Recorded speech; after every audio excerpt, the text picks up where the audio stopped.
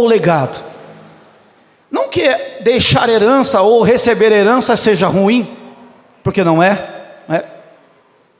Oxalá, ou quisesse Deus todos tivessem herança para receber. Mas como eu perguntei na semana, se for perguntar para quem levanta a mão, quem já recebeu herança ou quem está para receber, é difícil. Pouquíssimas pessoas recebem herança, somente no nosso meio social, né? E a diferença entre herança e legado? Herança são bens materiais que são recebidos pelo herdeiro. Pode ser terras, fazendas, carros, dinheiro, enfim, são bens materiais. Mas para o herdeiro receber a herança, o testador tem que morrer. Senão, com o testador em vida, o testador está de posse daquilo que é dele. Então o herdeiro só vai receber a herança quando o testador morrer. Isso é herança. Legado é um conjunto de princípios e valores que são dados pelos pais ou pelos líderes aos seus filhos ou aos seus discípulos, que vai norteá-los pela vida toda. Isto é legado.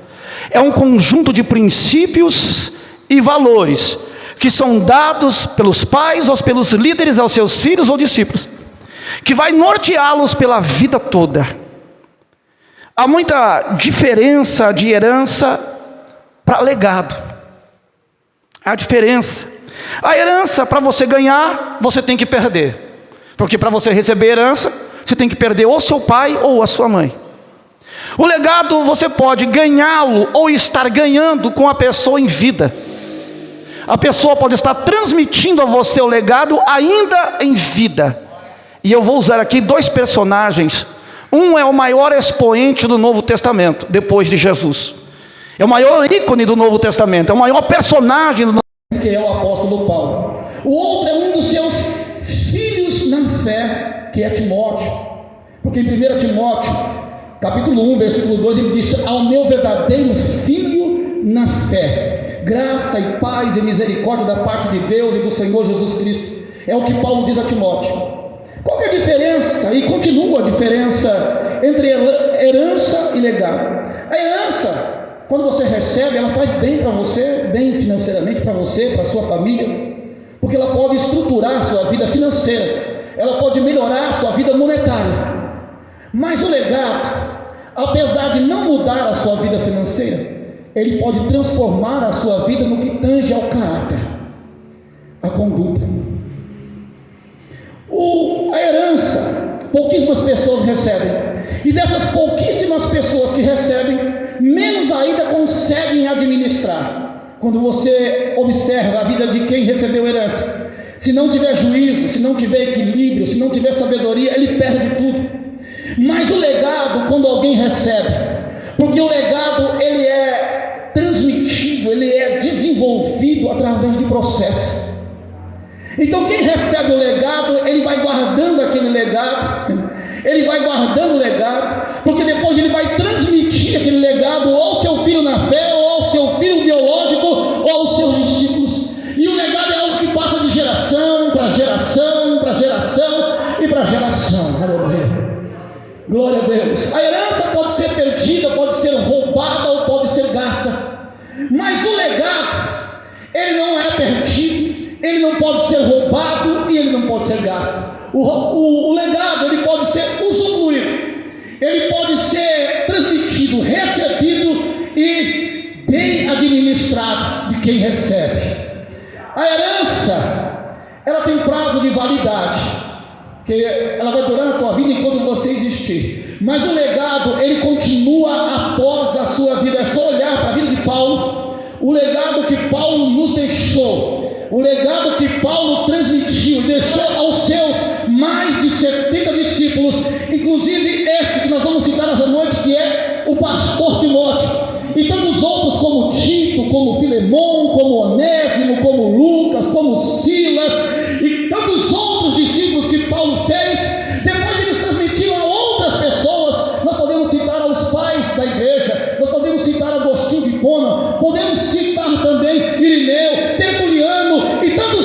pais na fé, depois os reformadores, Martinho Lutero, John Wesley, Jonathan Edwards e outras pessoas que foram recebendo o legado do apóstolo Paulo.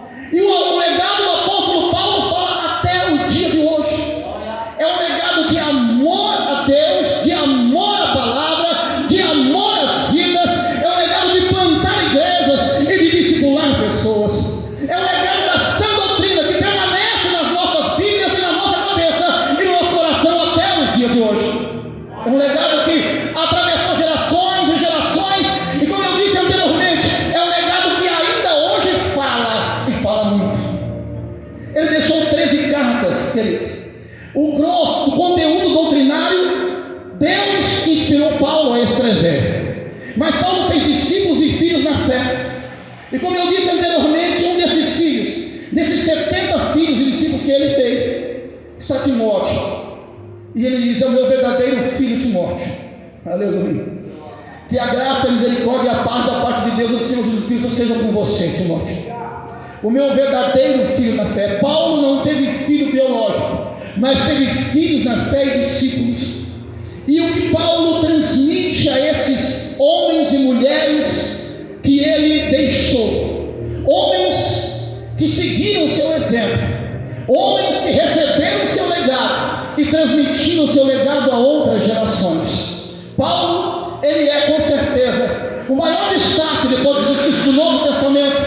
É um grande homem, um homem extraordinário, um homem à frente da sua época, um poliglota, um sábio, mas de muito amor e muita coragem. Esse homem deixou um legado. Eu estava aqui comparando a diferença de herança e de legado. Agora eu quero dizer que o legado, ele vem para nós através de um processo. E esse processo tem pelo menos 3 aspectos. Quantos aspectos tem? Quantos aspectos? O primeiro aspecto é o ensino, e não poderia ser diferente. O segundo aspecto é conselho. E o terceiro aspecto, como não deixaria de ser, é exemplo. Porque ninguém lidera e ninguém deixa legado sem deixar exemplo. Eu quero, antes de começar a pregar, eu quero falar de 3 homens que deixaram um legado para a minha vida. Eu quero falar do pastor Gentil Alves Pessoa, meu primeiro pastor em São Paulo, Assembleia de Deus de Madureira. É um homem que me deixou um legado, um homem que me chamou para o ministério, um homem que me separou de ornato, um homem que me enviou para dirigir o primeiro ponto de pregação em 1997 ou 96. Ele também foi um homem que me colocou, me enviou para dirigir a primeira congregação em Vila Joaniza, lá na Zona Sul de São Paulo. Esse homem me deixou um legado, o legado do conhecimento, o legado da palavra. O segundo homem, de quem eu recebi um legado, eu vou deixar um especial por último. O segundo homem, que também é especial, é o meu pastor, foi o primeiro pastor aqui em Campinas, na Assembleia de Deus de São Belém, que é o pastor Josias Pedro da Silva. Esse pastor, ele me deixou um legado de uma vida de oração. Quando eu estava na casa desse pastor, às tardes, daqui a pouco ele sumia. E quando eu ia ver, ele estava orando e ficava horas dentro do quarto orando e meditando na palavra. Foi um homem ainda é um homem de costume simples, mas um homem austero, um homem íntegro, de caráter. E ele me deixou um legado, inspiração na oração e na meditação da palavra. E o terceiro homem é meu pai, pastor Alfredo. Quando eu olho para o meu pai, sempre que eu me recordo e volto há 30 anos atrás, quando eu aceitei a Cristo, e foi ele que me ganhou para Cristo. Quando eu olho para o meu pai, quando uma alma aceitava Jesus, e quando ele ganhava uma alma na rua, que ele evangelizava nas casas, ele chorava. O Tom sabe bem que é isso, né, Tom? O Tom também chora. Meu pai chora, e ainda chora até hoje. E eu falei com ele essa semana que eu ia ministrar sobre isso. Mas quando eu fui falar com ele, via ligação de WhatsApp. Ele começou a falar tantas coisas e não deixou eu falar. E aí depois eu tive que falar com minha irmã para falar para ele que eu ia falar do legado que ele me deixou. E quando eu estava falando, mandando o áudio, ele estava escutando. A minha irmã disse: ele está chorando aqui. Aleluia. Ele me ensinou a amar a Deus. Ele me ensinou a amar as vidas. Ele me ensinou a pastorear. E ele me ensinou a meditar na palavra. Desde cedo ele falava: vai ler a Bíblia. Vai ler a Bíblia. Vai orar e ler a Bíblia. Se você quer ser uma ovelha, precisa orar e ler a Bíblia. O legado que meu pai deixou, além de ser um homem honesto, de bem e trabalhador, são as pessoas que me deixaram legado, que me ensinaram algo, que me aconselharam. Eu estou transmitindo a essas pessoas, a esses homens, a minha gratidão de um legado que eu recebi. E eu creio, quando eu olho para muitos aqui e vejo que alguns aqui não tinham o hábito da leitura de livros, por exemplo. E hoje, eu sei que eu consegui influenciar alguns a lerem livros e principalmente a Bíblia. Glória a Deus. Leandro diz que ele é um. Eu acho que há outros por aí que começaram a ler, que não tinham o hábito da leitura, que começavam a ler e paravam, mas que depois de tanto insistir e de saber que eles tinham potencial, que eram homens de Deus e mulheres de Deus, eles começaram a ler livros e a palavra de Deus. Isso foi influenciando. Eu sei que se eu partir hoje, eu já deixei um legado aqui nesse lugar. Se eu for embora hoje, aos 52 anos, eu sei que deixei um legado nessa casa, de um homem também de uma vida simples, mas um homem de oração e da meditação e da prática da palavra. Como eu disse, o primeiro aspecto de um legado, e aqui começa a pregar nesta noite. O primeiro aspecto do legado é o ensino. Se você for comigo, e você vai na segunda carta, que nós vamos tratar de Paulo e Timóteo, na segunda carta de Paulo a Timóteo, capítulo 3, versículo 10, ele diz assim a Timóteo: mas você que tem seguido de perto o meu ensino. Ele diz: mas você, Timóteo, que tem seguido de perto o meu ensino. Ele faz uma vírgula, ou seja, a primeira coisa que o apóstolo Paulo ensina a Timóteo é a palavra de Deus. E quando Timóteo olha para a vida de Paulo, aleluia, ele é um homem dedicado à leitura, à meditação, à pregação, ao ensino, mas um homem dedicado, fundamentado e alicerçado na prática da palavra, porque Paulo era um homem que praticava as sagradas escrituras. Paulo não era um homem só da teoria, Paulo não era um homem só da doutrina, era um homem da prática da palavra. Ele vivia o que pregava e pregava o que vivia. Isso fazia de Paulo um homem diferente dos outros. Aleluia. Um homem que anteriormente prendeu aos pés de Gamaliel mestre. Mas ele remontou tudo isso como esterco e foi chamado por Cristo no caminho de Damasco. E o Senhor, quando chama de Saulo, Saulo, porque me persegues, oh, aleluia, duro é para ti recalcitrar contra os escolhidos. Esse homem que era o perseguidor dos santos passa a ser perseguido, aleluia. E ele agora, depois de Atos 9, há um hiato, há um tempo de tranquilidade e de sossego e até mesmo de esquecimento, porque Paulo só volta a aparecer na história em Atos 13, quando o Espírito Santo diz à liderança da igreja em Antioquia: separai a mim, a Saulo, aleluia, para a obra que eu tenho chamado. Oh, glória a Deus. E neste dia e nesta hora começa a carreira desse apóstolo, quando Deus o chama para o santo ministério, aleluia. Esse homem que é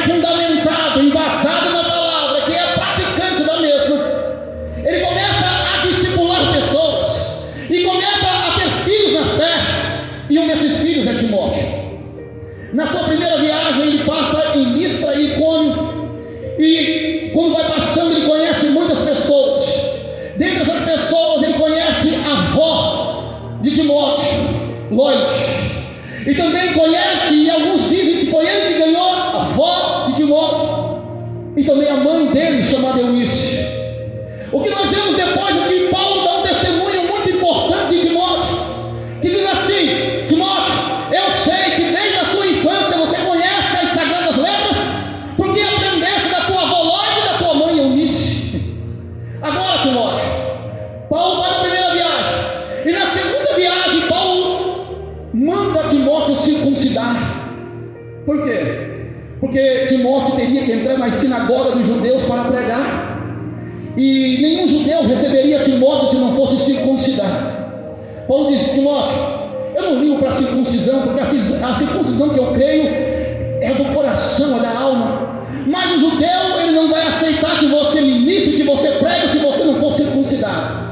Então Paulo manda Timóteo se circuncidar, e eles vai para a circuncisão e já vai na segunda viagem com Paulo. E aqui começa uma relação, porque se você entender o texto, olha que diz o texto: mas você tem seguido de perto. Sabe o que quer dizer de perto? Nós temos intimidade, Timóteo. Você está perto da minha vida, nós temos comunhão e intimidade. Você é o meu filho na fé. Você é o homem que está ao meu lado, está perto de mim e tem aprendido o meu ensino, o ensino da palavra. Mas Paulo, irmão, por ser um homem prático, por ser um homem às vezes pragmático, um homem que é direto e objetivo, ele disse: não é só aprender a palavra, não é só aprender a ministrar, porque talvez isso não seja difícil. Basta uma boa retórica, uma boa oratória, você consegue ministrar, consegue pregar. Não, mas para você pregar e para as pessoas aceitarem e ouvirem a tua palavra, você tem que ter a vida no altar, e a tua vida tem que corresponder àquilo que você prega, porque você tem que viver o que prega e pregar o que vive. Aleluia. Glória a Deus. Oh, aleluia. Então segue de perto nem ensino. Ele diz tudo bem, mas vem, aprende também com a minha conduta. Está no texto. Aprende com a minha conduta, com o meu comportamento, porque conduta, comportamento, testemunho faz grande diferença. O sermão da montanha, que começa com o sermão das bem-aventuranças, é um código de ética moral para o cristianismo. Bem-aventurados os pobres em espírito, bem-aventurados os mansos, bem-aventurados que choram, pois serão consolados, bem-aventurados que têm fome e sede de justiça, bem-aventurados misericordiosos, bem-aventurados puros de coração, bem-aventurados sois vós que serão quando forem perseguidos. É um código de ética moral. Quando na igreja primitiva os apóstolos disseram: olha, nós não conseguimos cuidar das mesas de Cristo, da igreja e das pessoas, ou do pastor, não dá, nós vamos nos responsabilizar pela palavra. Então levante, orem entre vocês, diáconos, 7 homens, é que vai o conselho deles, cheio de sabedoria, de boa reputação. Aleluia. O líder tem que ter boa reputação, boa conduta.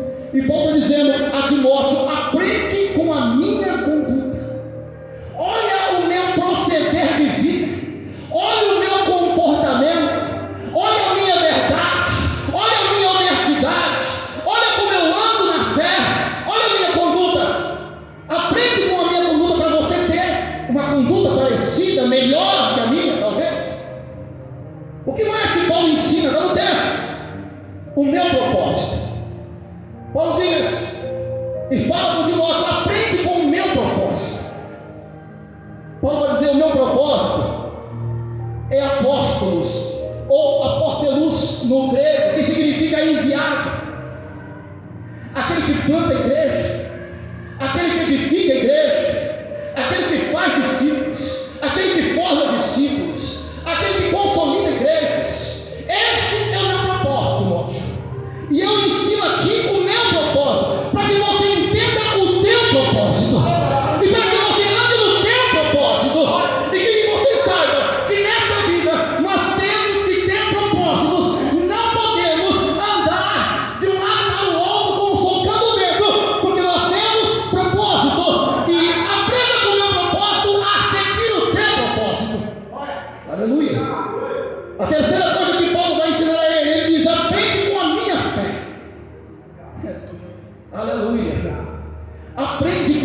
minha fé. A fé aqui é a fé em Deus, é a fé em Cristo, é a fé nas Sagradas Escrituras, é a fé na Trindade. É esse tipo de fé. Já imaginou você seguir alguém que não crê naquilo que prega? Já imaginou você estar seguindo alguém que não tem convicção, que não crê nas Escrituras, que não crê naquilo mesmo que vive e que prega, que não crê naquilo que anuncia? Como que você segue alguém assim, que não tem fé, que não crê em Deus? É impossível. Então diz a Timóteo: aprenda com a minha fé, olhe para a minha vida. É isso que Paulo está dizendo. Será? 1 Coríntios 11:1 ele diz: sede meus imitadores, como eu sou de Cristo. Paulo conhecia a si próprio. Paulo sabia quem ele era em Cristo. E ele está dizendo a Timóteo: olha para a minha fé, olha o quanto eu creio em Deus, olha o quanto eu creio nas Escrituras, olha o quanto eu creio naquilo que eu prego.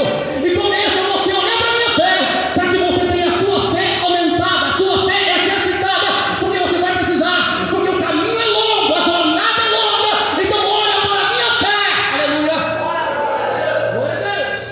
E aqui tem pessoas, irmãos, que podem falar isso da minha vida, porque lá atrás eu disse: olha, hoje nós estamos aqui com 3 pessoas fazendo teologia, daqui a alguns dias vai ser 15, 20 pessoas, e essas pessoas viram e dizem: Deus vai nos levar para um lugar maior, para um lugar mais amplo, e aqui estamos nós nesse lugar maior e mais amplo. Por quê, irmão?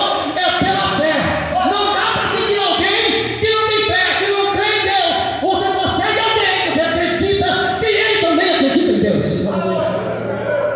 Olhe para a minha fé. Paulo diz: olha para a minha paciência. Olha para a minha paciência, não para deixar legado para os outros, para formar discípulos, ou como bem escreveu o pastor Danilo Figueira, fazer discípulos, que parece que é uma coisa artesanal, um talhando com as mãos, para ser um fazedor de discípulos, para deixar legado. Olha para mim aqui, tem que ter paciência. Os cabelos da minha barba estão brancos, não é por acaso não. É porque pastor tem que ter paciência, entende bem? Tem uns que provam a nossa paciência, tem uns que testam a nossa paciência. Às vezes você ensina e você pergunta: entendeu? Ele fala: entendi. Passa um dia depois, ele está fazendo errado. Você fala: você não entendeu? Ele fala: eu entendi, mas estou fazendo errado. Você não aprendeu? Eu aprendi, mas estou no erro ainda. Ele diz: pastor, tenha paciência, que é a palavra que a gente mais ouve. Pastor, tenha paciência. E o pastor está tendo paciência. Não é assim, pastor Roberto? É com paciência. E Paulo diz a Timóteo: olha para a minha paciência. Porque agora Timóteo já não é mais um moço que está andando com Paulo nas viagens. Timóteo agora é o pastor da igreja de Éfeso. Quando Paulo escreve as cartas para Timóteo, ele já é o pastor da igreja de Éfeso. O mesmo jovem, ele já é pastor. Ele está pastoreando, e Paulo diz para ele: tu tem que ter paciência, muita paciência. No grego a palavra para isso é matutomia, que significa longa paciência. Tem que ter, irmão, uma longa paciência. Você quer formar discípulos? Você quer deixar legado? Seja longânimo, seja paciente, porque senão não consigo. Você fala para a pessoa: irmão, você tem que amadurecer. Passa 2 dias, está fazendo pior do que fazia antes.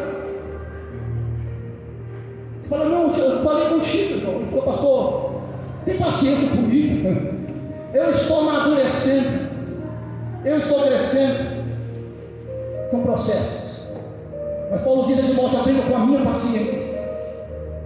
Agora ele diz: Timóteo, aprenda com o meu amor. Irmão, se tem alguém que ama vidas, você pode testificar em Paulo. Paulo sofreu tantas coisas por amor às almas. Paulo sofreu perseguições, lutas, prisões. Ele disse: perigo de morte. Ele falou: entregue a leões por amor às almas. Ele fala: porque liberar os seus fiéis, Timóteo, porque deixar um legado, Timóteo, precisa amar. E vamos combinar uma coisa, irmãos? Nós só vamos fazer alguma coisa bem nessa vida, bem feita, se for por amor. Ninguém consegue realizar nada bem feito se não amar aquilo que faz. Porque se não tem amor, vira um transtorno, vira obrigação, e algo pesado. Mas quando você ama o que faz, mesmo em meio às lutas, mesmo em meio às tribulações, mesmo em meio a perseguições, você fala: eu sei que eu amo a Deus e que eu amo as almas, por isso eu estou fazendo o que estou fazendo, porque eu faço por amor a Deus e as almas. Fala Timóteo, se não for por amor, nem começa, Timóteo, porque tem que amar a Deus e amar as vidas. Porque muitas vezes nós nos entregamos pelas vidas, muitas vezes nós sentimos pelas vidas. Vocês não têm noção, às vezes, irmãos, que quando você fica abatido e você manda uma mensagem para mim, aquilo me abate também. Quando alguém pede oração, que alguém está no hospital, sabe o que eu faço? Eu oro na hora que a pessoa me pede oração, eu não deixo para depois. Sabe o que eu fico pensando, irmão? Quando você me pede oração por alguém, se fosse eu na cama, que estivesse pedindo oração, eu ia ficar contente se a pessoa deixasse para orar amanhã, no dia seguinte, porque eu penso, se for tarde para orar, e muitas vezes a pessoa me pede oração, eu já oro no celular, já vou mandando a oração ali, às vezes está eu e minha esposa, nós pegamos as mãos e começamos a orar pela pessoa, porque existe amor em nossas vidas. E quando eu estou falando a Timóteo, aprenda com o meu amor, porque sem amor não dá para fazer. Sem amor é vazio, porque ele vai dizer a Timóteo: eu estou aqui confabulando, conjecturando.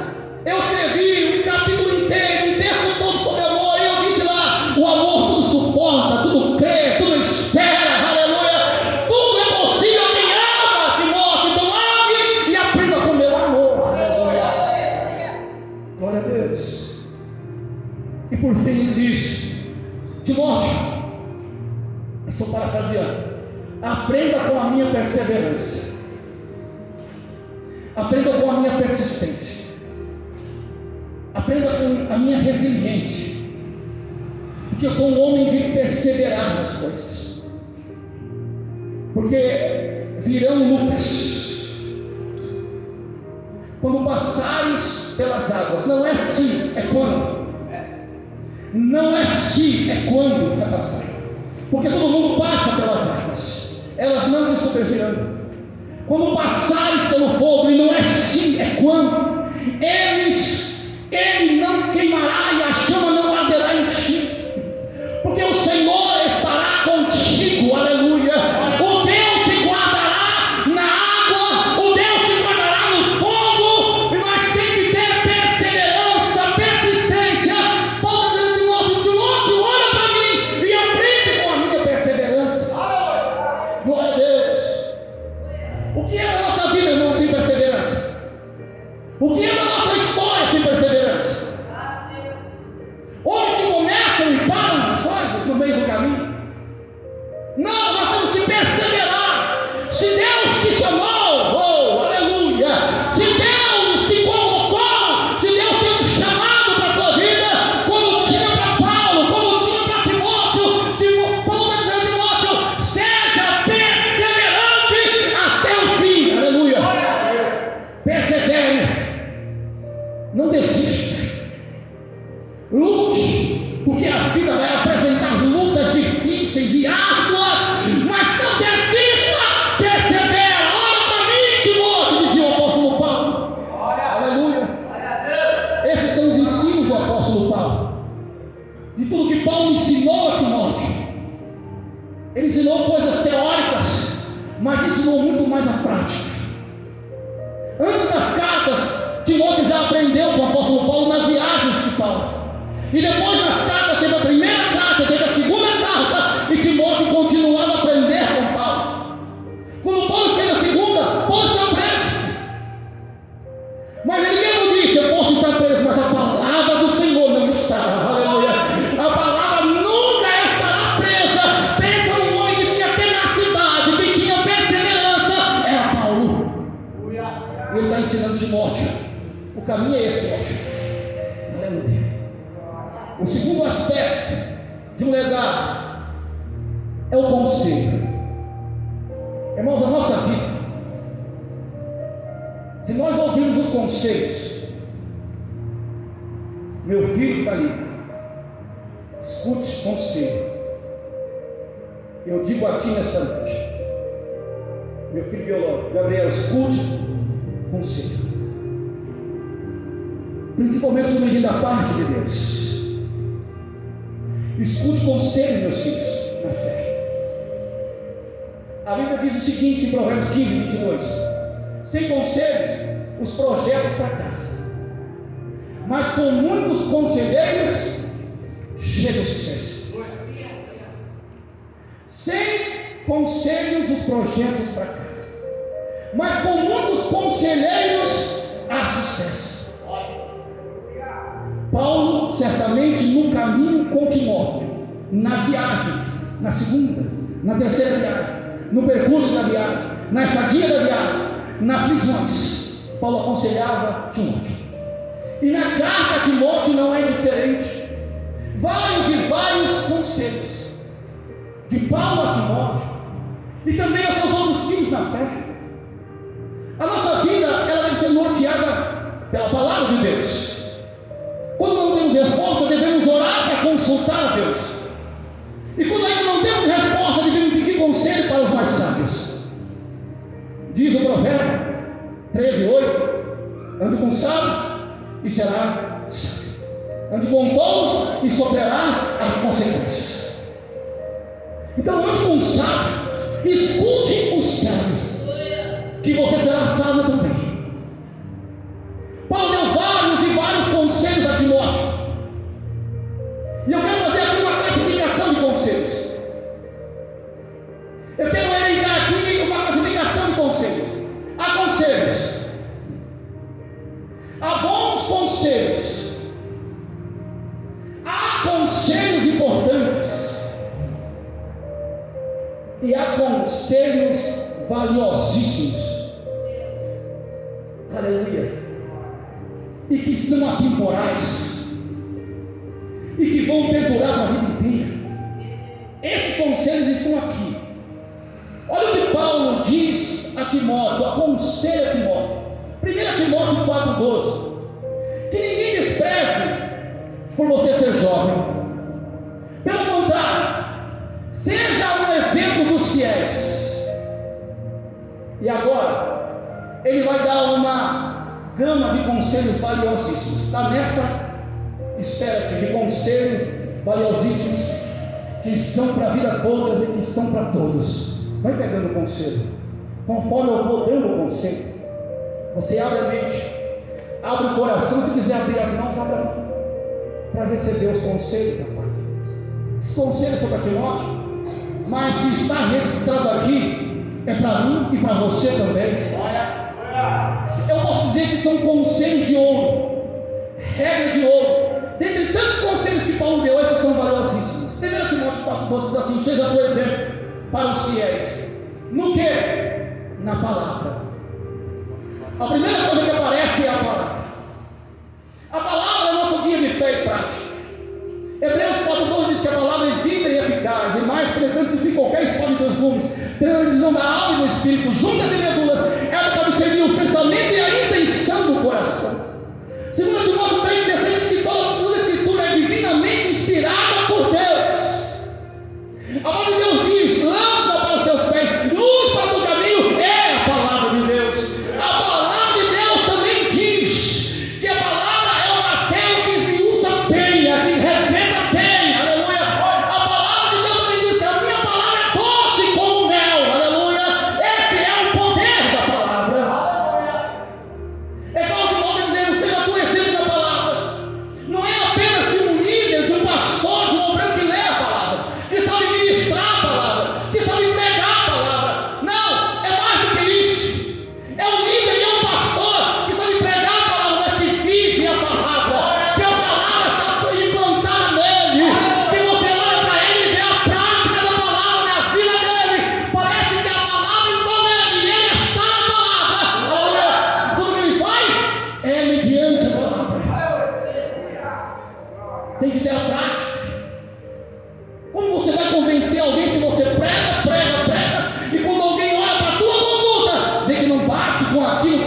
faz. Mas se você é um pregador da palavra, se você é um ensinador da mesma, se você a vive o que prega, prega o que vive, quando você pregar, aleluia, vai fazer diferença na vida de pessoas. Pessoas serão transformadas, pessoas serão mudadas, pessoas serão aperfeiçoadas, pessoas serão trabalhadas, pessoas serão discipuladas, pessoas serão alcançadas. Onde é o poder que há na palavra de Deus? Aleluia! Oh, glória a Deus! Mas tem que estar na prática da mesma. Glória a Deus. Hoje nós vemos por aí, são as grandes estrelas da oratória, pastores e homens renomados, mas quando você vai ver a vida, quando vai fechar a conta do hotel, tem bebida alcoólica, tem mulheres, tem uso de droga, tem bebedice, porque são profissionais da pregação, mas não vivem o verdadeiro evangelho, deixaram de viver, são homens com pompa, com fama, com nome, mas que não tem mais a prática da palavra. Mas o que Paulo está dizendo a Timóteo: Timóteo, seja tu exemplo na palavra, seja exemplo na palavra. Pega aí, irmão, pega, seja exemplo na palavra. Aleluia, glória a Deus, aleluia, oh, aleluia. Ele diz mais, olha o outro conselho de Paulo, um conselho de ouro: seja exemplo na conduta. Paulo ensinou sobre conduta e agora fala: tem que ser exemplo. Seu caráter tem que ser um caráter limpado, um homem de boa reputação, de bom caráter, que não deve os outros. E Paulo diz: se quer dever alguma coisa, deve o amor. Aleluia. Honesto, sincero. Marido de uma só mulher é conduta, que tem a boca limpa, que não encontra palavrão em sua boca, que não ocupa a vaga dos outros, que não pega troco errado, que não quer levar vantagem em tudo, porque é honesto, é a boa conduta.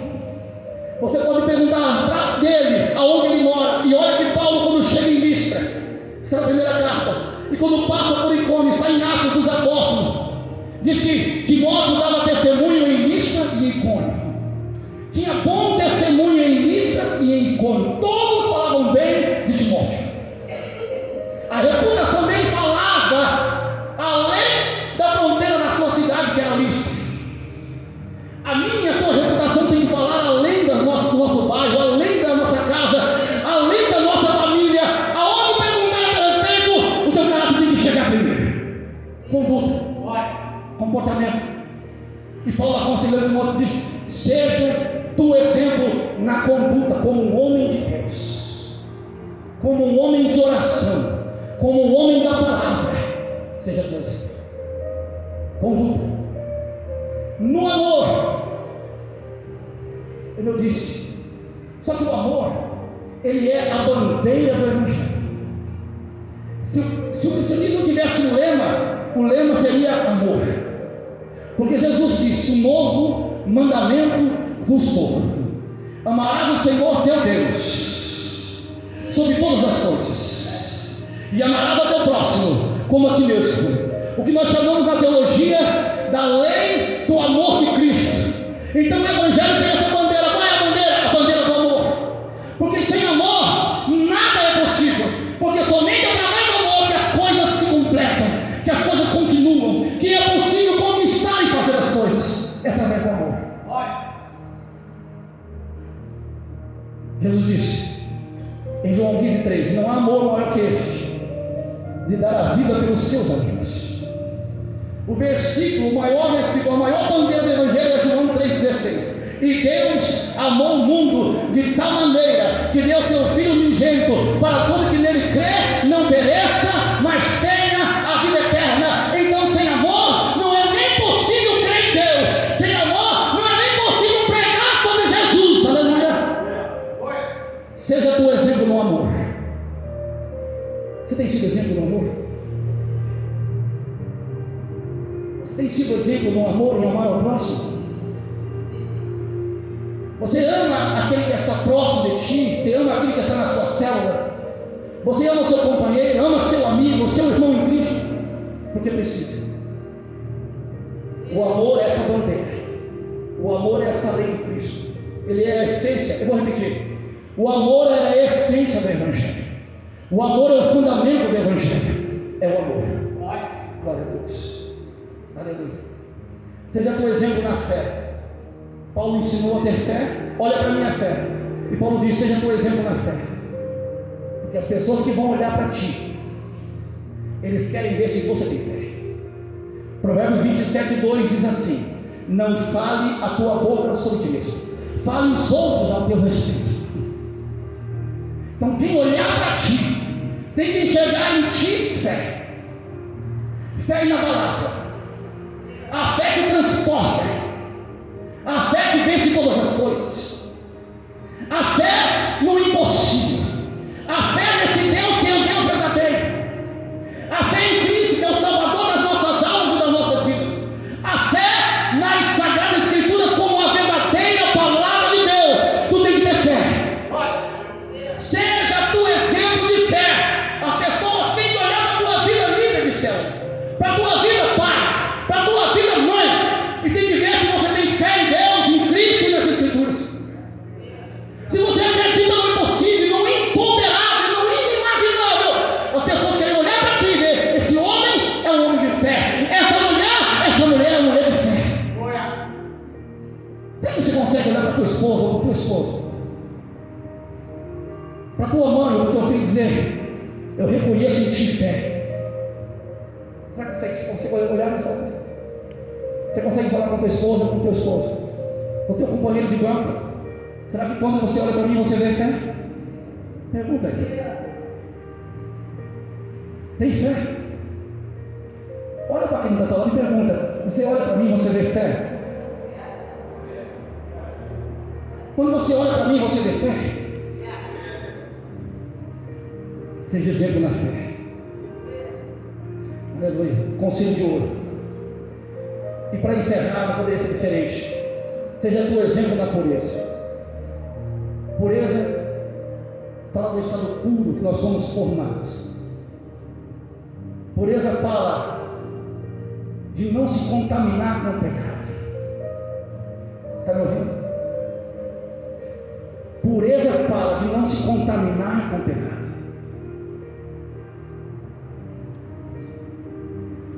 De não deixar o pecado dominar. Quando Jesus nos salvou, nós somos libertos da culpa do pecado. Estamos sendo libertos do poder do pecado, para na eternidade sermos libertos da presença do pecado. Aleluia. Mas Ele já nos libertou da culpa do pecado. Por isso Romanos 8 diz: nenhuma condenação há para os que estão em Cristo Jesus, que passaram da morte para a vida. Aleluia. Não há nenhuma condenação para os que estão em Cristo, porque nós somos libertos. Libertos do quê? Das mãos de Satanás. Libertos do quê? Das mãos dos demônios. Libertos do quê? Das drogas, do vício, da idolatria. Fomos libertos e hoje somos libertos. E estamos sendo libertos do poder do pecado. Porque se o pecado te dominar, então você está contaminado por ele. Mas quando Paulo diz: seja exemplo na pureza, ele está dizendo: Timóteo, seja tu exemplo de um homem que não se contamina com o pecado, de um homem que não se mistura com o pecado, que não aceita o pecado. Porque tem pessoas que transistem, que ficam trafegando, que ficam namorando com o pecado. Ele vê a tentação e brinca. Ele vê a tentação e não leva a sério. Foi assim que Sansão caiu com Dalila, ficou brincando com a tentação e acabou cedendo e contando o segredo do voto de Nazireu. É assim que muitas vezes nós brincamos com o pecado. Você vê algo que é pecaminoso, bate o olho uma vez, fala: isso é bom, bate de novo, e daqui a pouco está perdido e contaminado pelo pecado.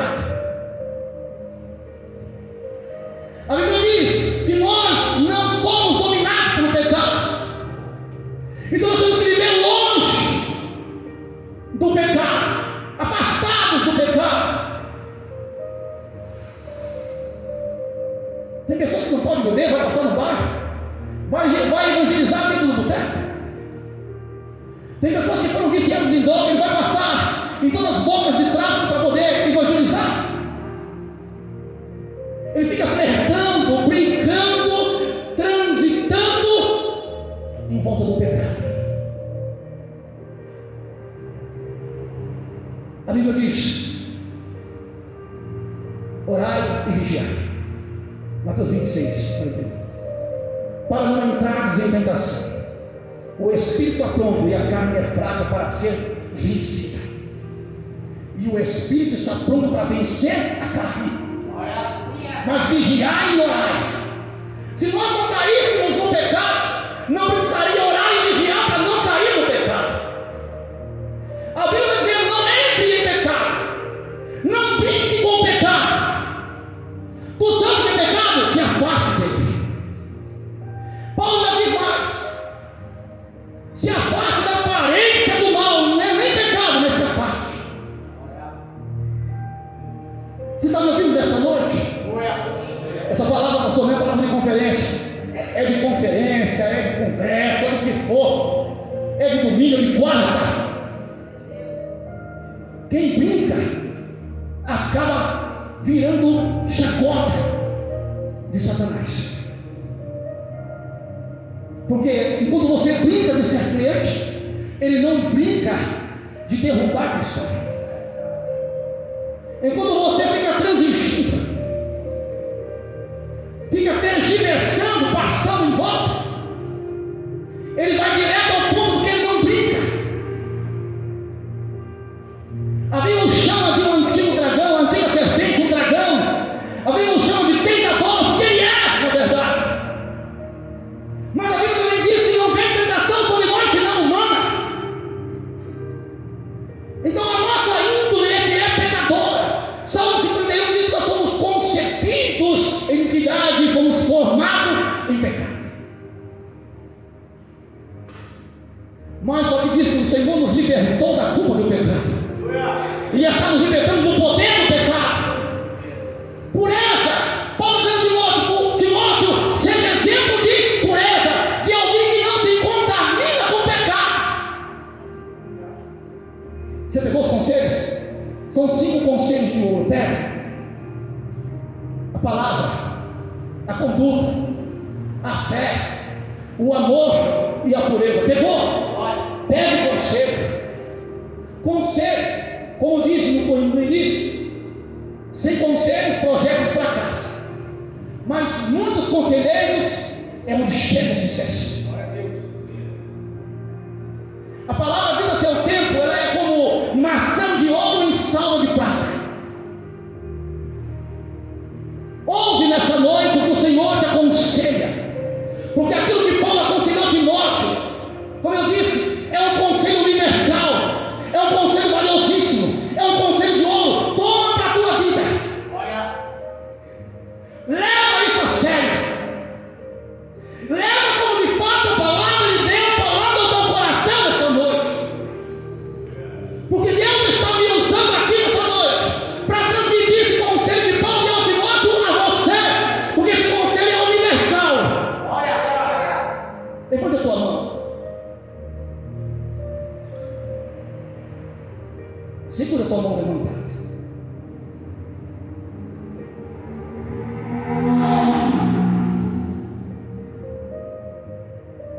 Seja exemplo da palavra. Eu não vou nem perguntar quantos leem a Bíblia diariamente aqui. Muitos leem. Mas a Bíblia é o nosso guia de fé e prática.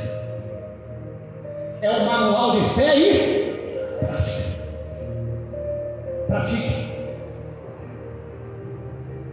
Isso encostado numa estante, aberto no Salmo 91, não tem nenhum significado, não vai espantar ninguém, não vai curar, não vai libertar, não vai alimentar. Mas isso na mão de um crente cheio do Espírito Santo transforma vidas, ganha almas e muda a história de uma cidade. Isso aqui na mão de um crente muda a história de Campinas na mão de um crente.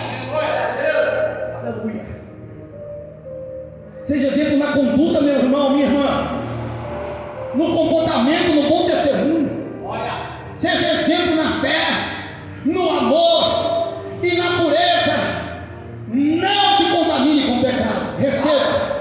noite, no nome de Jesus. Eu vou para o terceiro aspecto. Glória a Deus. Que é o exemplo. A Bíblia diz que exemplo fala muito mais do que palavras. Exemplo fala muito. O exemplo de Paulo é de um homem de caráter. É de um homem zeloso. Tão zeloso que estava com carta para prender os cristãos indo a caminho de Damasco. Porque ele era um fariseu zeloso. Ele zelava pela religião que ele acreditava ser a religião verdadeira. Era zeloso. Estava no dia do apedrejamento de Estevão em Atos capítulo 7 e consentiu com sua morte. Mas Jesus o alcançou no caminho de Damasco, o derrubou do cavalo, o cegou. Aleluia. Para salvar a vida dele. Ele disse: este é para mim um vaso escolhido. A vida de Paulo é a vida de exemplo de um homem de fé, de amor por Deus, amor por Cristo, amor às Escrituras e amor às almas. Ele correu o risco de morte. Ele disse: Timóteo, eu passei naufrágios. Timóteo, você presenciou prisões. Eu fui caluniado, injuriado, fui espancado nu em praça pública. Serpente me picou